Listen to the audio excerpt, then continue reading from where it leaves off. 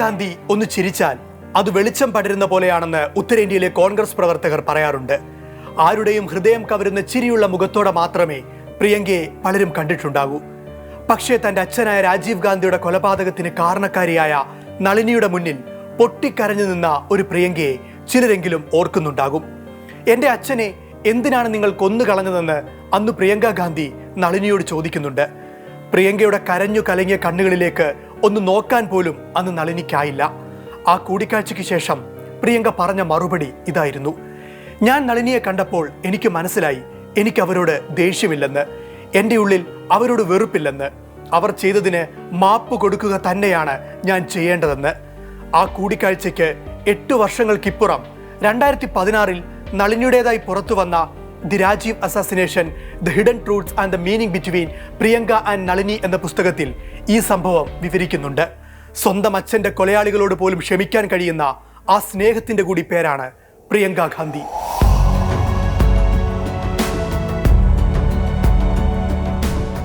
इंदिरा गांधी प्रधानमंत्री थी, अपने एक संसदीय क्षेत्र में गांव-गांव जाकर जनता से मिलती थी, पैदल जाती थी, जनता डांट देती थी, उन्हें कोई परवाह नहीं थी, डांट खाती थी, कहती थी अच्छा है, जागरूक है ये जनता।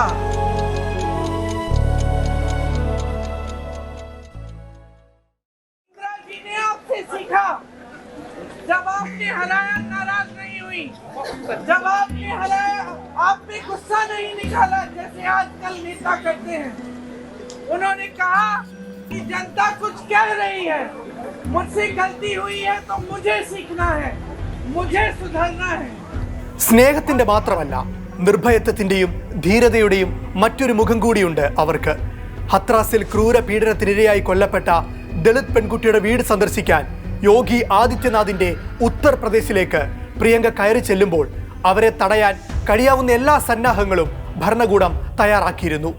ഹത്രാസിലേക്ക് പുറപ്പെട്ട രാഹുൽ ഗാന്ധിയുടെയും പ്രിയങ്ക ഗാന്ധിയുടെയും നേതൃത്വത്തിലുള്ള കോൺഗ്രസ് സംഘത്തിന്റെ വാഹന വ്യൂഹം ഡൽഹി UP അതിർത്തിയിൽ വെച്ച് തന്നെ UP പോലീസ് തടഞ്ഞു. പ്രിയങ്ക ആ പോലീസ് ഉദ്യോഗസ്ഥരോട് പറഞ്ഞത്, എനിക്കും 18 വയസ്സായൊരു മകളുണ്ട്, നിങ്ങളിൽ പലർക്കും ഉണ്ടാകില്ലേ, എനിക്ക് ഹത്രാസിലേക്ക് പോയേ കഴിയൂ എന്നായിരുന്നു. വാഹനങ്ങൾ കടത്തിവിടാനാകില്ലെന്ന് പോലീസ് പറയുന്നു.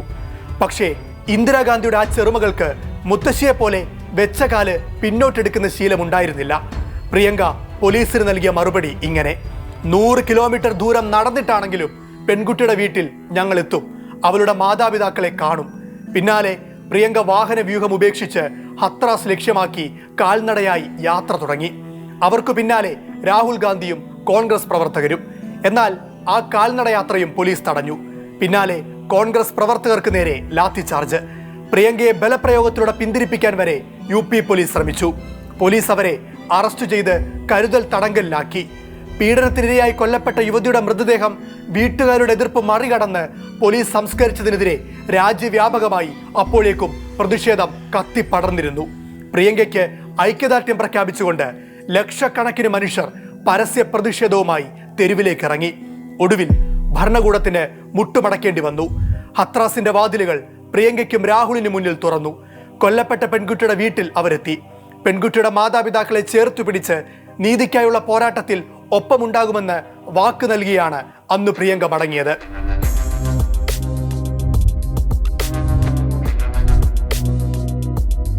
പതിനൊന്ന് ദളിതരെ സവർണർ കൂട്ടക്കൊല ചെയ്ത ബീഹാറിലെ ബെൽച്ചിയിലേക്ക് 1977 ഇന്ദിരാഗാന്ധി നടത്തിയ യാത്രയേക്കാൾ സാഹസികമായിരുന്നു പ്രിയങ്ക ഗാന്ധിയുടെ ഈ യാത്ര.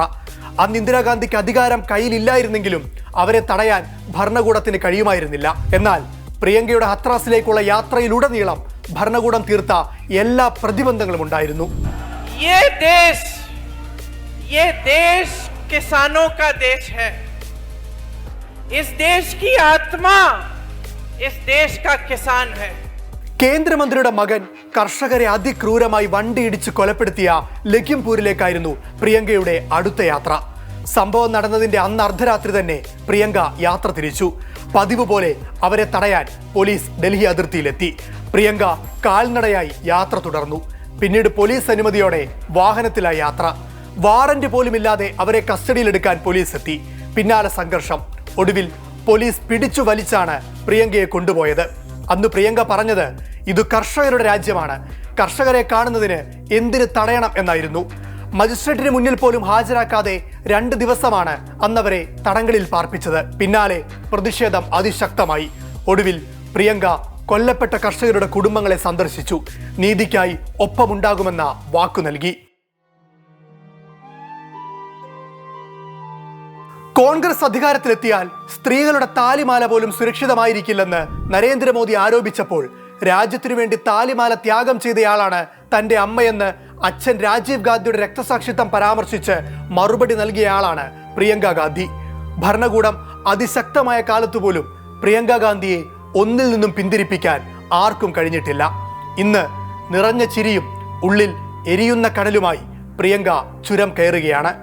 രാഹുൽ ഗാന്ധി രാജിവെക്കുന്ന ഒഴിവിലേക്ക് മത്സരിക്കാൻ പ്രിയങ്ക ഗാന്ധി എത്തുന്നതോടെ വയനാട് ലോക്സഭാ മണ്ഡലം വീണ്ടും ദേശീയ രാഷ്ട്രീയത്തിന്റെ ശ്രദ്ധാകേന്ദ്രമാകുന്നു.